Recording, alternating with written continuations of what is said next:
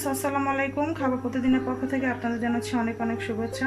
আজকে যে রেসিপিটি আমি আপনাদের জন্য তৈরি করেছি তা হচ্ছে টোনা চপ বা টোনা কাবাব। আশা করি রেসিপিটি আপনাদের সবার ভালো লাগবে। এখানে আমি 1 কেজির মতো টোনা মাছ নিয়েছি। টোনা মাছগুলো যেগুলো মাংসযুক্ত এগুলো দেখে দেখে আমি নিয়েছি। এখন আমি এর ভিতরে দিয়ে দিব সামান্য পরিমাণ লবণ, আর দিয়ে দিয়েছি 1 চামচের মতো মরিচের গুঁড়া, 1 চা চামচের মতো টালা জিরা, 1/2 চা চামচ হলুদ গুঁড়া আর ধনিয়া গুঁড়া 1/2 চা চামচ, সব একসাথে এখানে দিয়ে দিলাম মাছটার ভিতরে। এখন এটা আমি হাতের সাহায্যে ভালো করে মেখে নিব। মাছগুলো এইভাবে সব মাখানো হয়ে গেছে। এখন আমি এটা ভাজবো। ফ্রাই প্যান বসিয়ে দিলাম চুলার ভিতরে। এখন এই পর্যায়ে আমি এক এক করে মাছগুলো দিয়ে দিব।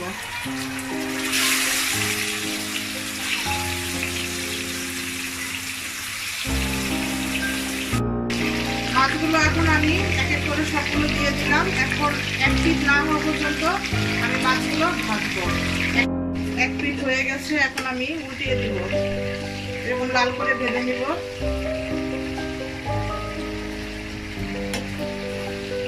এইভাবে একটা একটা করে আমি সবগুলো মাছ উল্টিয়ে দিব। মাছগুলো ভাজা হয়ে গেছে। এখন আমি এক এক করে সবগুলো মাছ আলাদা একটু ডিশে উঠিয়ে রাখবো। আমি মাছগুলো ঠান্ডা করে এভাবে বেছে নিয়েছি, বাছার পর এরকম হয়েছে। এখন আমি এটা ব্লেন্ডারে ব্লেন্ড করে নেব। আমার মাছগুলো সব ব্লেন্ডার করা হয়ে গেছে। ব্লেন্ডার করার পর এরকম হয়েছে। এখন আমি এর ভিতরে দিয়ে দিব 1/2 কাপের মতো পেঁয়াজ কুচি, তারপর দিয়ে দিব 1 চামচ আদা বাটা, রসুন বাটা 1 চামচ, 2 চামচ কাঁচামরিচ বাটা, আর দিব এখানে এখন দিয়ে দিব এখানে আদা বাটা 1 চামচ, রসুন বাটা 1 চামচ, কাঁচামরিচ বাটা 2 চামচের মতো দিয়েছি। ঝালটা যদি বেশি খান বাড়িয়ে দিবেন। কালো গোলমরিচের গুঁড়া 1 চামচ আর সাদা গোলমরিচের গুঁড়া 1 চামচ। এখন সবগুলো মশলা আমি দিয়ে দিব মাছটার ভিতরে। এখন দিয়ে দিব সামান্য একটু লেবুর রস, দিয়ে দেব ধনিয়া পাতা,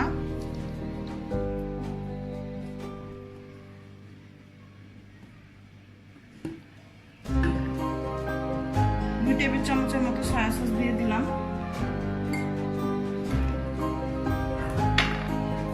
দিয়ে দিব লবণ পরিমাণ মতো, সামান্যই দিব, সয়া সসে লবণ আছে। এখন আমি এই মশলাগুলো সব একসাথে মাখিয়ে নিব মাছটার সাথে। এখন দিয়ে দিব সামান্য একটু কর্নফ্লাওয়ার।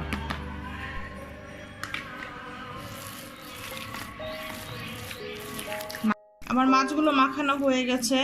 তো এই পর্যায়ে আমি দিয়ে দিব একটা ডিম, আর দিয়ে দিব কিছু ব্রেড ক্রাম্ব। এই ব্রেড ক্রাম্বটা আমার হোমমেড, বাসায় তৈরি করা। এটা আমি আন্দাজ করে দিয়ে দিয়েছি, যতটুকু লাগবে আপনারা দিয়ে দিবেন। এখন আমি ব্রেড ক্রাম্বের সাথে মাছটা ভালো করে মাখিয়ে নিব। আমি একটি ফ্রাই প্যান বসিয়ে দিলাম চুলাতে, পর্যাপ্ত পরিমাণ তেল দিয়ে দিয়েছি। এখন আমি চুলার আঁচটা একটু কমিয়ে দিব। তেলটা গরম হয়ে গেছে। এখন আস্তে আস্তে করে আমি মাছগুলো দিয়ে দিব।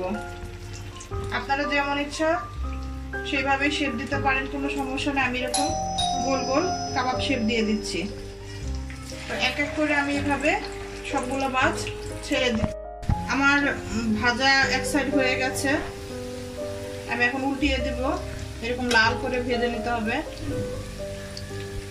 এখন আমি একটা একটা করে চপগুলো উল্টিয়ে ফেলবো। আমার চপগুলো হয়ে গেল। আমি এখন একটা একটা করে একটা প্লেটে চপগুলো উঠিয়ে ফেলবো।